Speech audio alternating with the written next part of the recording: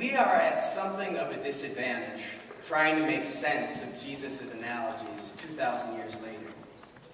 Today is Good Shepherd Sunday, and over again, we're compared to sheep. Now, I imagine these words would be a little more poignant and a little more smelly if sheep were part of the audience this morning, as they probably were when Jesus crafted this parallel 2,000 years ago. We're sheepless this morning at Calvary, so we're on our own trying to make sense of Jesus' analogy. Maybe his words bring back some useful memories that some of you have had with sheep.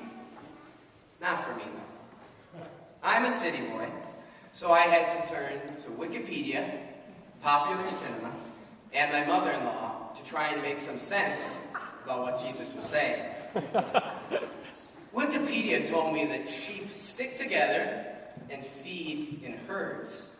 And this reminded me that dogs, and sometimes even courageous little pigs named Babe, tell sheep where to go. So sheep are easily ordered around. Next on my fact-finding mission was a call to my mother-in-law, Kathy. Now, Kathy raised 2 sheep in her backyard when Holly was just a little girl. The first sheep Kathy had was an undersized, bottle-fed orphan named Annie. With no mother or brother or sisters, Annie followed Kathy everywhere. She hopped with joy when Kathy would come home, and she'd wail with sadness when Kathy would go to bed. Later, Kathy got an older sheep named Daisy. Daisy grew up around other sheep, and she was very lonely in her new home. When Daisy was grazing alone in the backyard, she'd cry and cry until Annie was ushered outside to join her. So sheep are highly social too. Today, Jesus compares us to sheep. But those are just Jesus' words, and they seem dated. Christians today are rather unsheep-like. We're more like rogue predators than feeble fluffs who enjoy grazing together. Maybe we're so unsheep-like because our impulses lean toward domination and control. There are obvious examples in our country. Think about the anti-marriage legislation that aims to colonize and dishonor loving relationships. Think about the predilection towards war. Or just think, on this Good Shepherd Sunday, what pop culture connects with Christianity? A decidedly unsheep-like image. Here I'm thinking of Christians who have stepped up to the plate and given themselves over to Jesus Christ. I don't think that's a bad impulse, but its execution seems awfully self-controlled, awfully independent, awfully unsheep-like. Sheep don't really give themselves over to their shepherds. My research tells us that sheep are feeble. My research tells me that sheep are feeble little creatures who stick together. But I'd never give humanity such a harmless description. All in all, we seem just too fierce for that. We fight, we deceive, we self-seek, and the herds we do form tend to be ill-intentioned and exclusionary. Feeble fluffs who enjoy grazing together? That's definitely not always my experience in communities. Given our unsheep-like ways, our impulses towards domination and control, I'm struck by how odd Jesus' comparison is. Why does he call us sheep? As I dug and dug and dug for an answer to this question, I thought about how unsheep-like I was being.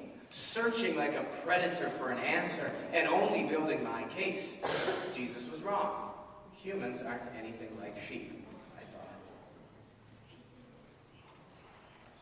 My failure to make sense of Good Shepherd Sunday and these verses from John is an old one. It's an old failure where we read the Bible and put ourselves at its center instead of God.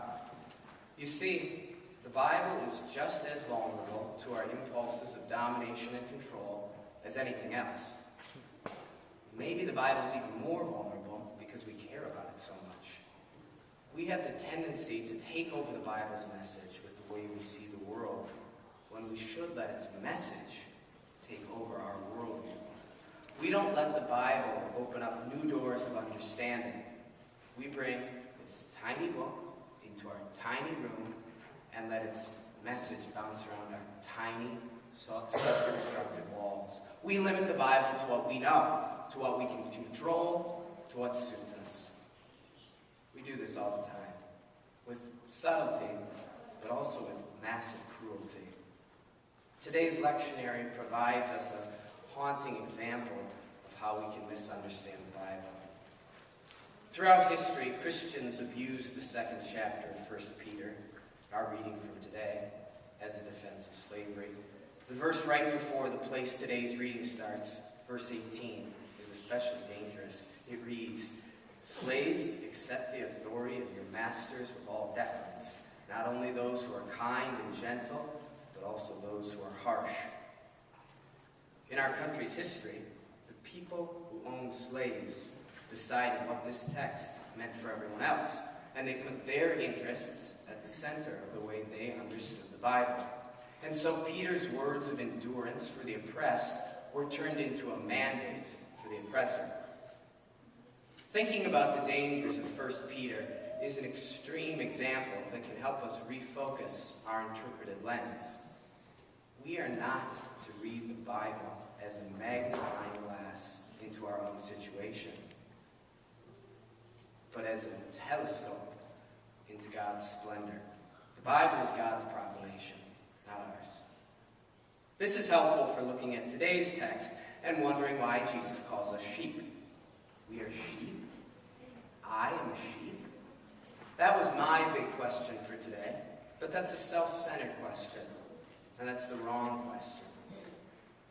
Finally, I gave up looking at today's gospel on my own terms, under my own control, and let it pivot on something else.